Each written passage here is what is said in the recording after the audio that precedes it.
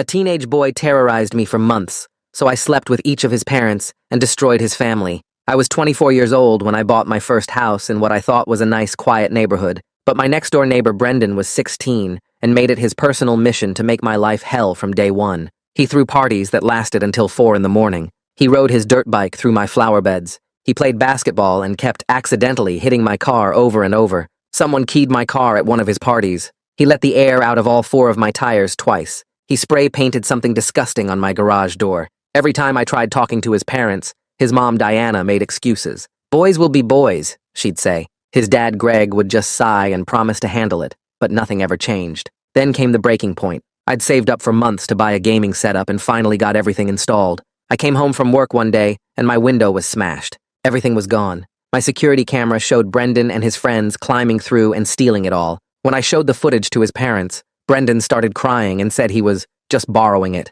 Diana believed him. Greg offered to pay me back slowly but got mad when I said I wanted to press charges. "You're really going to ruin a kid's life over some computer stuff?" he said. That's when I decided to ruin their lives instead. Phase 1 was Diana. She was lonely and posted constantly on Facebook about her book club and her feelings. I sent her a message asking if I could join, and she immediately said yes. I showed up to the next meeting with wine and spent the whole time asking her questions about the books. She couldn't stop smiling. "It's so refreshing to talk to someone who actually listens," she told me as we walked to our cars. I started texting her throughout the day, just little things about what I was reading or asking for her opinion. She ate it up. "Greg never wants to hear about this stuff," she texted back. Within 2 weeks, she was inviting me over for coffee when Greg was at work. I'd sit in her kitchen and let her talk about how unappreciated she felt, how invisible she was in her own house. "Sometimes I feel like I'm just the maid and the cook," she said.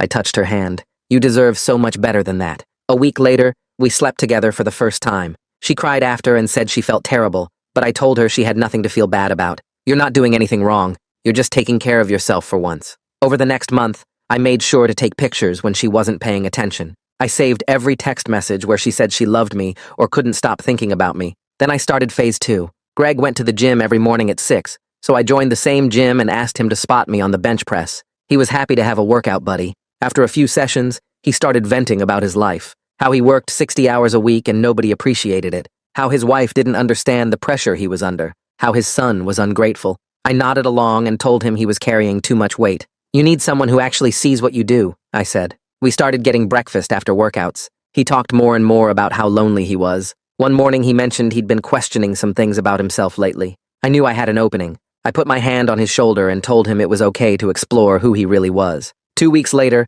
we slept together in his car after the gym. He was a mess afterward, panicking about what it meant, but I calmed him down. "This doesn't have to mean anything you don't want it to mean," I said. But I made sure to take photos of us together and save his texts too. For 2 months, I juggled both of them while collecting evidence the entire time. Then I planned my reveal. I told Diana and Greg separately that I wanted to throw a neighborhood barbecue to apologize for being difficult about Brendan and to show there were no hard feelings. They both said they'd come. The day of the barbecue, I waited until everyone had plates of food and were sitting around talking. Then I stood up with my drink and clinked the glass to get everyone's attention. "I just want to say thank you to Greg and Diana for being such welcoming neighbors over these past few months," I said loudly. "We've really gotten close, especially close in these past 8 weeks. I pulled out my phone. "Diana, remember last Tuesday afternoon when Greg was at work?" I held up a photo of us in her bed. Her face went completely white. The neighbors gasped. "And Greg, that was a great workout yesterday morning." I showed a photo of us in his car. Greg's mouth fell open.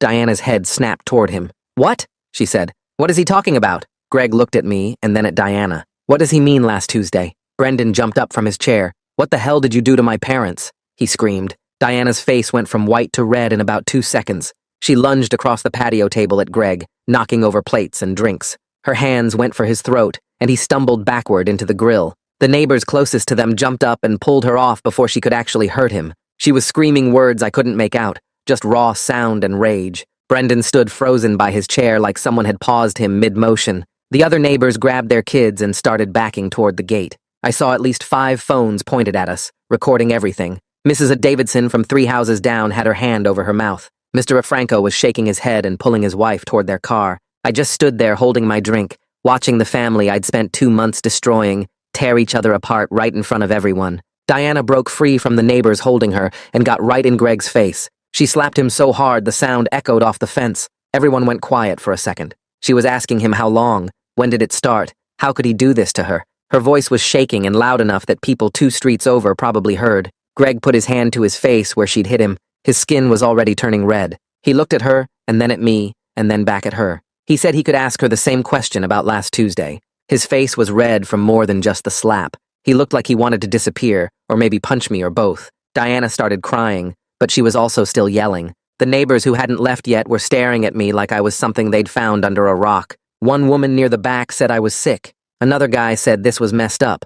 I could see it in their faces that they thought I was a monster. The weird thing was, I was starting to think they might be right. Brendan finally moved. He came at me fast with his fists already up. I barely had time to step back before 2 of the neighbors caught him. Mr. Rodriguez grabbed one arm, and someone else got the other. Brendan was crying and trying to pull free. He was screaming that I was twisted and sick, that I'd destroyed his whole family over a stupid computer. His face was red and wet, and he looked younger than 16. I should have just walked away, but I didn't. I told him his parents destroyed their own family by raising him to be a piece of garbage who thinks stealing is okay. My voice came out cold, and I meant every word, but it felt wrong even as I said it. Diana screamed at me to shut up, and Greg moved between us like he was going to hit me. The neighbors holding Brendan pulled him back toward their house. He was still crying and yelling, but the words weren't clear anymore. Greg was telling Diana that he only did it because she'd been checked out of their marriage for years. He said she never paid attention to him, never cared about what he was going through. Diana screamed back that she was lonely because he worked all the time and never talked to her.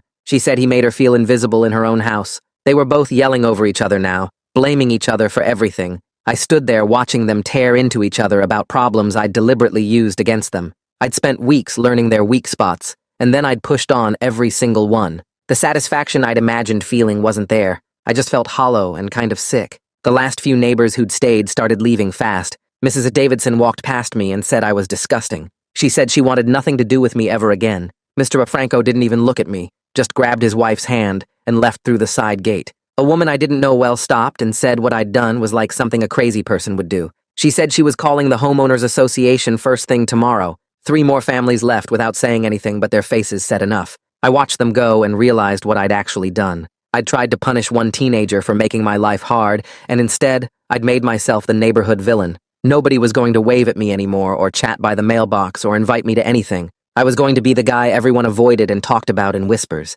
Diana grabbed Brendan by the arm and started pulling him toward their house. He was still crying, but not fighting her anymore. She told Greg not to bother coming home tonight. Her voice was flat and cold. Greg just stood there in my yard looking lost. His shoulders were slumped, and he looked 10 years older than he had an hour ago. He asked me why. Why did I do this to them? His voice cracked on the last word. I told him he did it to himself when he called my stolen stuff just computer things that didn't matter. I said he chose to protect his kid instead of doing what was right. He stared at me for a long minute, and then he left. He walked out through the gate, and I heard his car start up and drive away. I was alone in my backyard. There were abandoned plates everywhere, half-eaten food, knocked-over drinks soaking into the grass. A burger was on the ground by the grill. Someone's kid had left a toy truck by the fence. The table was a mess of napkins and plastic cups. I stood there looking at all of it, and the adrenaline that had been pushing me through the reveal started wearing off. My hands were shaking. I sat down on my back steps and looked at the wreckage. I'd spent 2 months planning this. 2 months getting close to Diana and Greg, learning what made them vulnerable, collecting evidence, setting up the perfect moment to destroy them. And for what? I could have just filed a police report the day my window got smashed. I had the security footage. Brendan would have gotten in trouble. His parents would have had to pay me back, and that would have been it. Instead, I'd done this. I'd slept with both of them, manipulated their feelings, and blown up their entire family in front of everyone they knew. I put my head in my hands and tried to feel good about it, tried to feel like justice had been served. But I just felt empty and kind of gross. That night I couldn't sleep.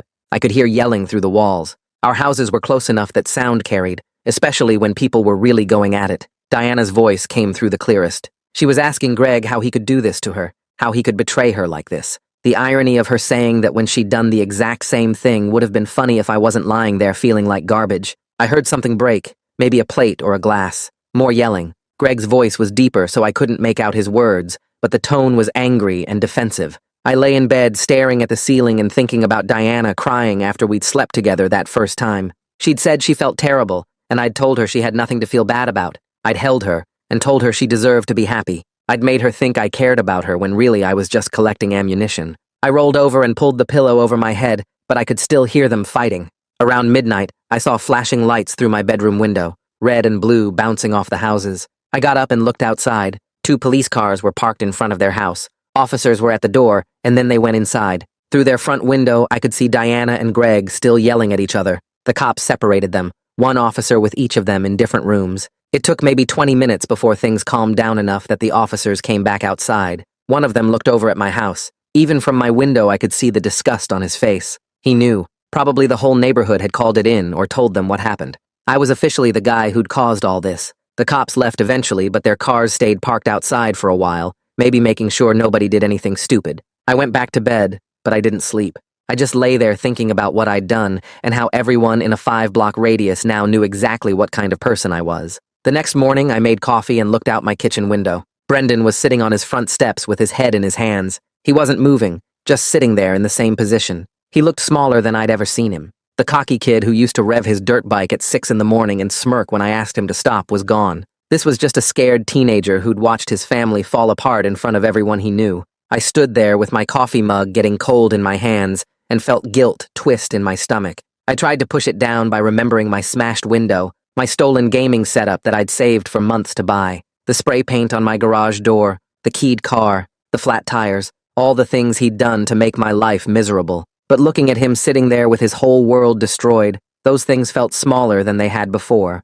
He was 16. He'd been acting like a stupid kid because that's what he was, and I'd responded by sleeping with both his parents and destroying his family. I turned away from the window because I couldn't look at him anymore. The next few days I tried to go back to normal, but nothing felt normal anymore. I went to get my mail on Tuesday afternoon and saw the woman who lives 2 houses down walking her dog on my side of the street. When she noticed me coming out of my house, she crossed to the other side without even looking at me, just turned and walked across like I wasn't there. On Wednesday, I was taking out my trash, and the couple across the street was loading their kids into their car. The husband saw me and immediately turned his back, said something to his wife, and they both hurried the kids inside faster. Nobody waved. Nobody said hello. I'd lived here for 6 months, and I'd destroyed any chance of being part of this neighborhood in one afternoon. Thursday morning, I was leaving for work and passed 3 neighbors standing together talking on the sidewalk. They all went quiet when they saw me, just stopped mid-conversation and stared until I got in my car and drove away. I could see them in my rearview mirror starting to talk again the second I pulled out. I knew exactly what they were saying. Friday afternoon, I was in my front yard and heard a basketball bouncing next door. For a second, I thought Brendan was playing again, but when I looked over, the yard was empty. The sound was coming from 3 houses down where some other kid was shooting hoops. I realized I'd gotten so used to Brendan's noise that the silence from his yard felt wrong. A week after the barbecue, I was working from home and heard a truck engine running for a long time next door. I looked out my window and saw Greg loading boxes into his car. It was 2 in the afternoon on a workday, so he must have taken off. He was moving methodically, carrying box after box from the house to his trunk and back seat. I watched him make maybe 6 trips before he noticed me at the window. He stopped with a box in his hands and just stared at me. The look on his face was pure hate, mixed with something that hurt worse. He looked betrayed, like I'd been his friend, and then stabbed him in the back, which I guess is exactly what I did. I'd asked him to spot me at the gym and made him trust me, and then used everything he told me to destroy his life. He held my eyes for maybe 10 seconds, and then loaded the last box, got in his car, and drove away. I stood at the window for a while after he left, remembering how he'd laughed at my jokes during our breakfast after workouts, how he'd opened up about feeling lonely and unappreciated, how he'd trusted me enough to explore things about himself he'd been scared to admit, and I'd taken all of that and turned it into a weapon. That night I couldn't hear any noise from next door at all. No TV sounds, no voices, nothing. The house felt empty, even though I knew Diana and Brendan were still in there. Around 11, I saw a light come on in their kitchen and watched Diana come outside with a trash bag. She'd lost weight. I could tell even from my window. Her clothes hung loose and she moved slow, like she was sleepwalking. Her face looked empty, eyes hollow, and staring at nothing. She put the trash in the bin and stood there for a minute just looking at the ground. Then she went back inside, and the light went off. I tried to tell myself she deserved it for making excuses for Brendan all those months, for saying boys will be boys when her son was destroying my property, but the justification felt weaker every time I used it. She'd been lonely, and I'd made her think I cared about her, made her fall for me, just so I could humiliate her in front of everyone she knew. Over the next week, the silence from next door got louder somehow. Brendan's dirt bike sat in the garage untouched. The basketball hoop had cobwebs on it. The yard that used to have music blasting and friends coming over constantly was dead quiet. I'd gotten what I wanted, peace and quiet, but it felt wrong. The quiet wasn't peaceful. It was heavy and sad and accusatory. Every time I looked out my window and saw that empty yard, I felt sick.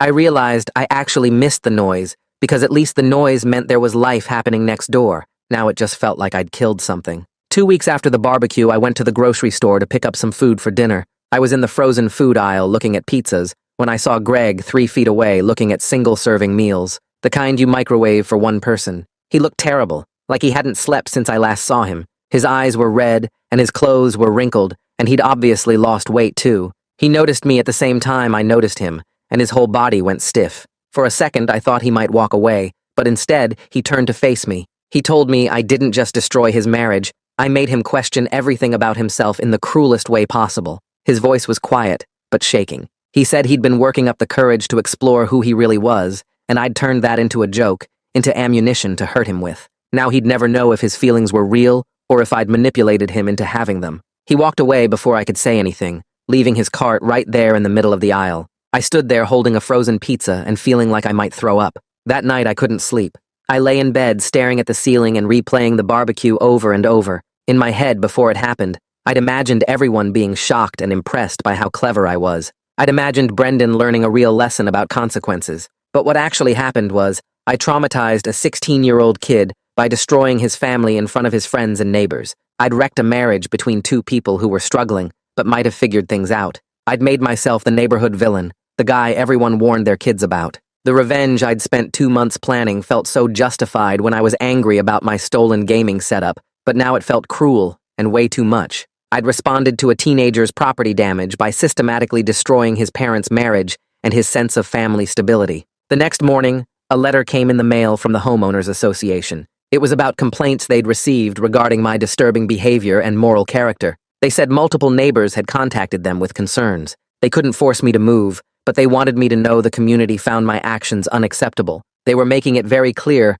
I wasn't welcome here. I sat at my kitchen table reading the letter 3 times and realized Brendan had made my life difficult for a few months, but I'd made my own life impossible to live. A few days later, I was driving past the medical building downtown and saw Diana's car in the parking lot. I slowed down and checked the building directory I'd looked up online before. That suite number was a counseling practice. Diana was in therapy, probably trying to process what I'd done to her. I'd deliberately found her when she was lonely and vulnerable, made her think I loved her, collected evidence of our relationship, and then used it to destroy her in the most public way possible. I'd put her in therapy by weaponizing her feelings. 3 weeks after the barbecue, I woke up at 3 in the morning to a noise outside. I checked my security camera and saw Brendan spray painting my garage door. I watched the footage live as he painted the word psycho in big red letters. His hands were shaking, so bad he could barely hold the spray can. He was crying the whole time, wiping his face with his sleeve between letters. It took him almost 10 minutes because he kept stopping to cry harder.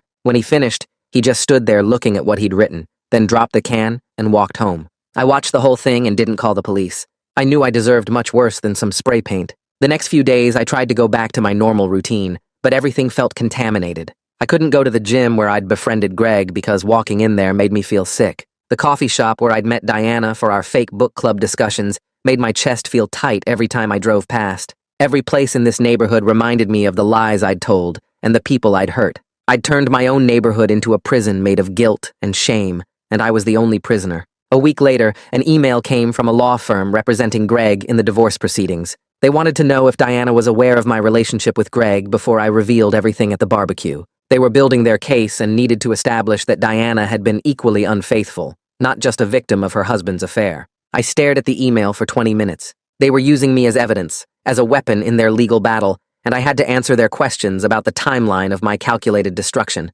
I wrote back with dates and details, each sentence feeling like I was hammering another nail into a coffin I'd built myself. A month after the barbecue, I was getting my mail when I saw Brendan getting into a car with an older woman. She had that professional look, nice clothes, and a calm expression, and she was definitely some kind of therapist or counselor. Brendan moved slowly, like his body was heavy, and his eyes had this empty look that made my stomach hurt. He wasn't the cocky kid who used to rev his dirt bike at 6 in the morning just to annoy me. He looked medicated and vacant, like someone had hollowed him out and left just the shell. I'd broken a 16-year-old's sense of security and family stability over property damage and theft, and now he needed professional help just to function. 2 days later, I heard yelling through the walls from next door. Diana's sister had shown up and she wasn't keeping her voice down. She was asking how Diana could be so stupid, how she could fall for such obvious manipulation. She called me predatory and sick, said I'd targeted Diana when she was vulnerable. She was right about all of it. Hearing someone name exactly what I'd done out loud, calling it what it actually was, made me feel physically ill. I sat on my couch with my hands shaking while her sister's voice carried through the walls, listing my crimes like she was reading charges in court. I started researching how to sell my house because I couldn't stand living next to the wreckage I'd created anymore. But when I called a real estate agent to discuss listing the property, she asked if there had been any neighborhood incidents I should disclose. I told her what happened in vague terms, and she got quiet. Then she explained that neighborhood gossip travels fast, and potential buyers would hear about the psycho who destroyed his neighbor's family. She said it politely, but the message was clear. My property value had tanked because I'd made myself the local villain. 6 weeks after the barbecue, I went to the hardware store to buy paint for covering the graffiti on my garage door. I was standing in the paint aisle looking at color samples when I heard 2 women talking in the next row over. One of them said something about that sick guy who seduced both parents, and I realized they were talking about me. They were from my neighborhood, and they were discussing my actions like I was a cautionary tale, a warning story to tell about what happens when someone goes too far. I left the store without buying anything, my face hot with shame, and drove home with my hands gripping the steering wheel too tight.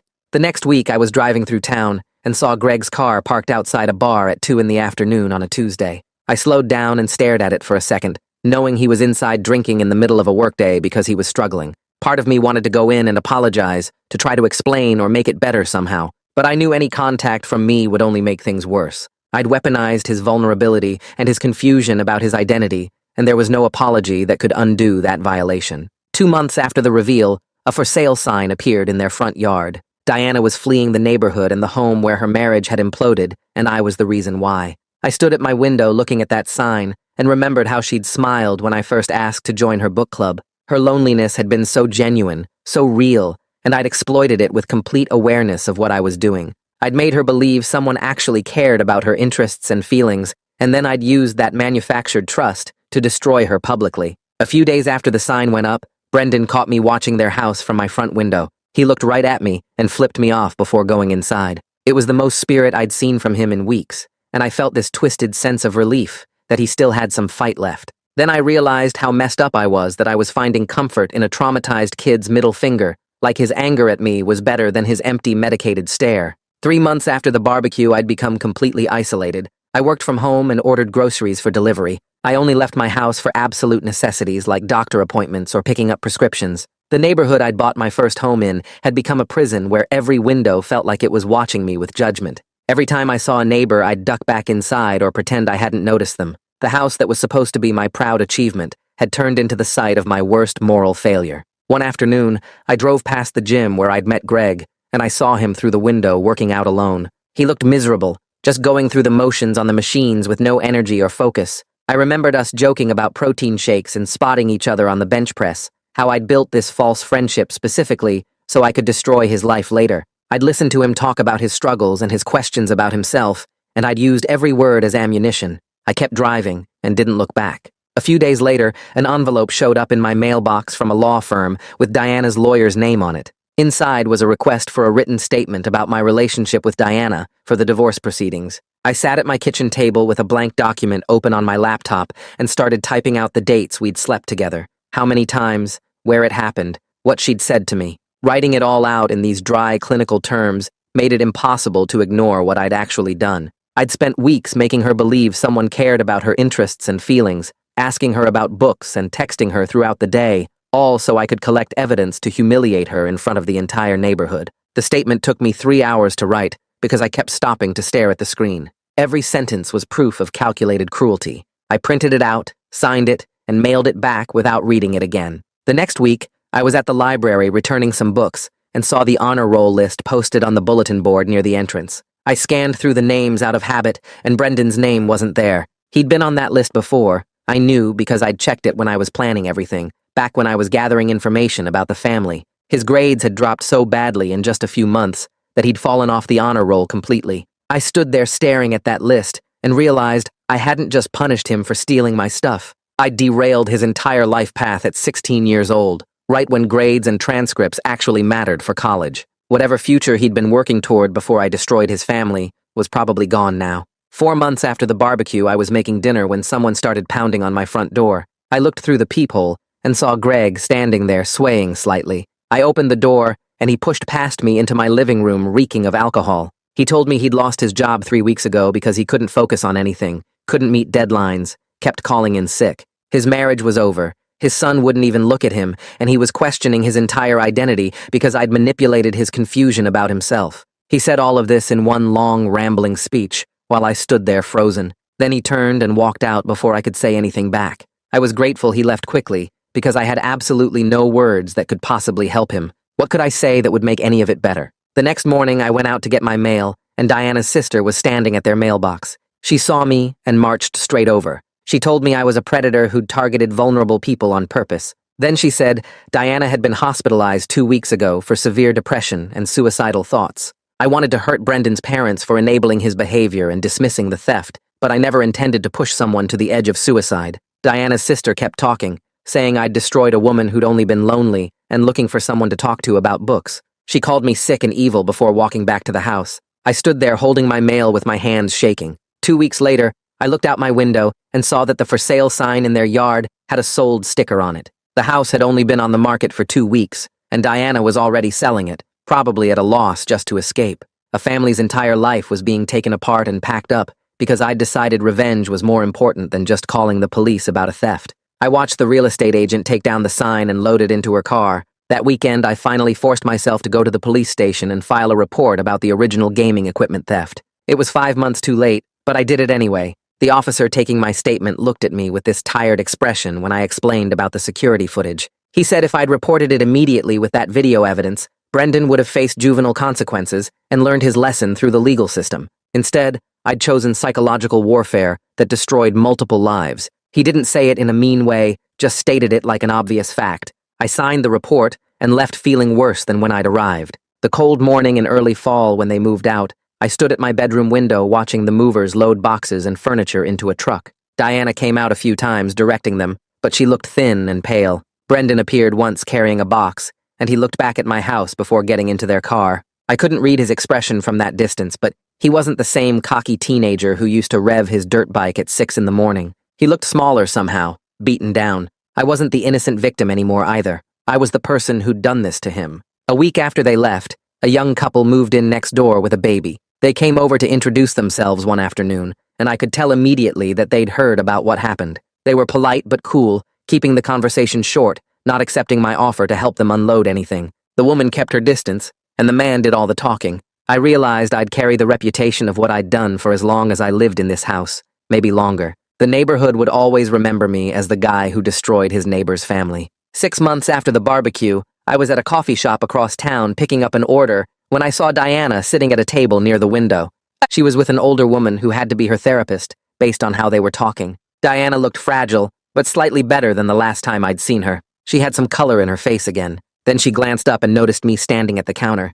Her face went completely white, and she started shaking so badly her coffee cup rattled against the table. The woman with her immediately stood up and helped her outside through the side door. I'd caused that trauma response. Seeing me had triggered a full panic attack. I left without waiting for my order. The guilt had been getting worse for months, and after seeing Diana's reaction, I couldn't take it anymore. I found a therapist and made an appointment. When I told her what I'd done during our first session, she kept her face professionally neutral, but I saw the shock in her eyes. She asked me what I thought would happen when I planned the reveal. I sat there trying to answer and realized I'd never thought past that moment at the barbecue. I'd planned the destruction in detail, but never considered the aftermath. I'd never thought about what would happen the next day or the next month. I'd only thought about the satisfaction of revealing everything and watching them suffer. The therapist wrote something in her notes, and I knew I'd be seeing her for a long time. A few days after that session, I got an email from Greg. The subject line just said, "You need to know this," and I almost deleted it without reading. But I opened it, and he'd written 3 paragraphs about how he joined a support group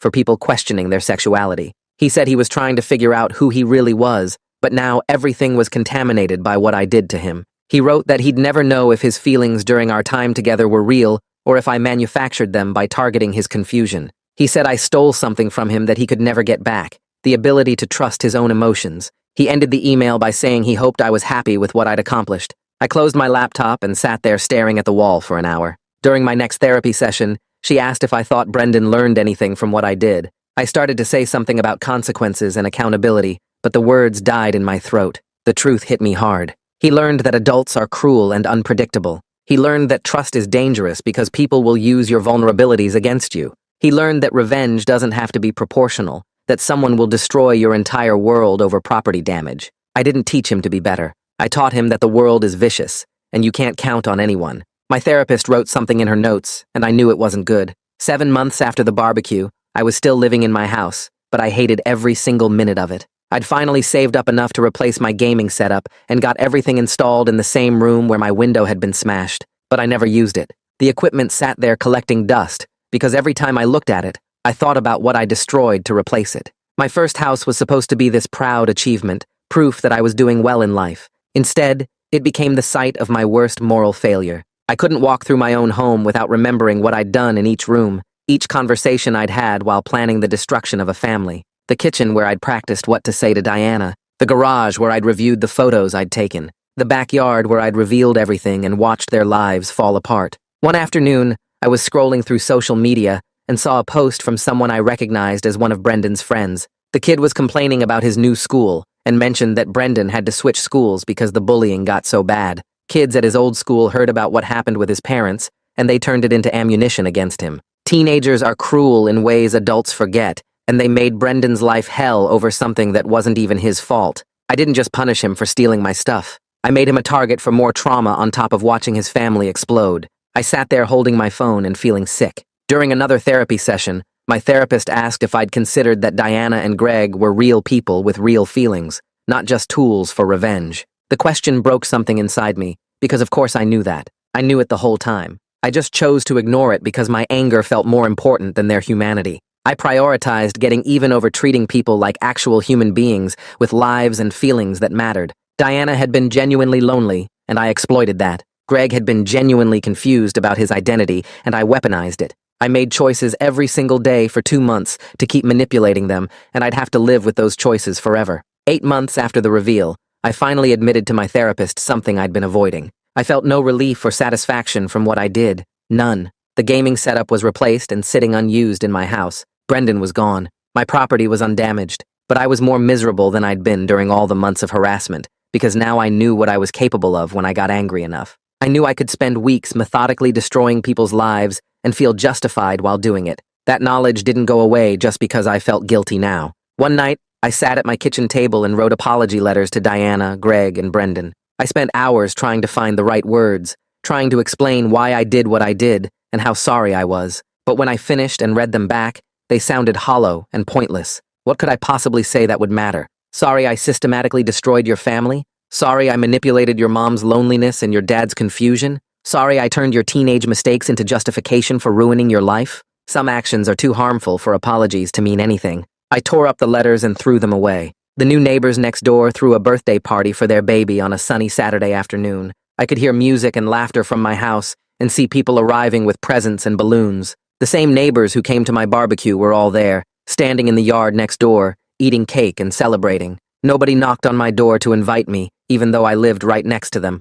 I stood at my window watching the party happen 20 feet away from me, permanently excluded from the community I'd tried to join. They'd decided what kind of person I was, and I couldn't argue with their assessment. 9 months after the reveal, I was at the hardware store buying supplies to fix a leaky faucet when I ran into someone I recognized. He'd worked with Greg at his old job, and we'd met once at a company picnic. He was friendly, but awkward, clearly trying to decide if he should say something. Finally, he told me that Greg had moved to another state for a fresh start. He was trying to rebuild his life somewhere nobody knew what happened, away from all the wreckage and gossip. I thanked him for letting me know and left the store without buying anything. Greg had to abandon his career and his community because staying meant facing constant reminders of what I did to him. My revenge had ripple effects that kept spreading outward, touching parts of people's lives I never even considered. I drove past Brendan's old school one afternoon and saw teenagers on the basketball court, laughing and shoving each other the way teenage boys do. They were loud and careless and full of energy.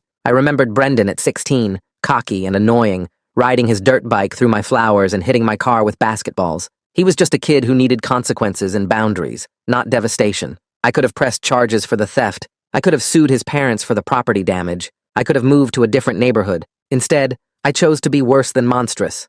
I chose to be calculating and cruel in ways that a stupid teenager with bad parents never was. I drove away from the school, feeling the weight of that choice pressing down on my chest, like I couldn't breathe. My therapist sat across from me in her office the following week and asked what I would do differently if I could go back. I told her I would have called the police right away, pressed charges for the theft, and let the justice system handle it. She leaned forward and asked why I didn't do that, and the words stuck in my throat for a minute before I admitted it was because I wanted to hurt them myself, not just hold them responsible for what happened. I wanted them to feel the same pain I felt, and that desire made me do something way worse than anything Brendan ever did to me. 10 months after the barbecue, I was still completely alone and drowning in guilt. I worked from home at my computer, went to therapy every Tuesday, and existed in my house that felt more like a reminder of my worst choices than an actual home. The good feeling from revenge lasted maybe 30 seconds before it turned into this sick shame that never went away. I tried to remember what it felt like to be satisfied or proud of something, but I couldn't get back there. I was at the grocery store one afternoon, standing in the produce section trying to decide between apples, when I saw Diana's sister loading vegetables into her cart.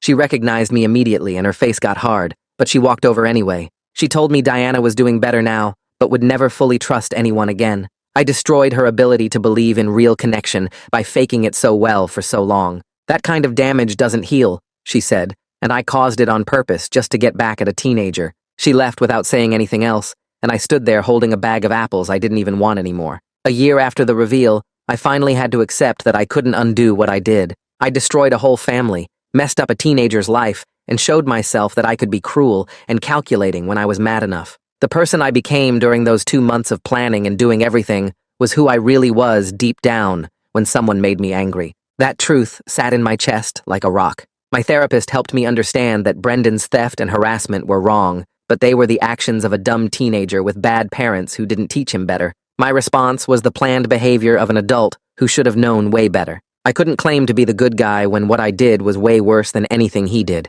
She said it slowly and carefully, making sure I understood that being the victim first didn't make my revenge okay. I started volunteering at a crisis center on weekends, trying to do something good to balance out the bad things I caused. But I knew it didn't work that way, because helping strangers didn't undo destroying Diana, Greg, and Brendan. I was just trying to live with myself, and some days that felt almost impossible. The people at the crisis center were nice and didn't know what I did, which made it easier to show up and answer phones and hand out supplies. 15 months after the barbecue, I saw a social media post that Brendan graduated high school, despite everything that happened. He was going to college across the country, as far from this neighborhood as he could possibly get. He survived what I did to him, but he shouldn't have had to survive it at all. I stared at the photo of him in his cap and gown, looking older and more serious than the cocky kid I remembered, and felt my stomach turn. I ran into one of the neighbors who saw the reveal at the coffee shop near my house. She was waiting for her drink, and I was picking up my order when she looked at me and shook her head. She told me people still talked about what I did as a warning story.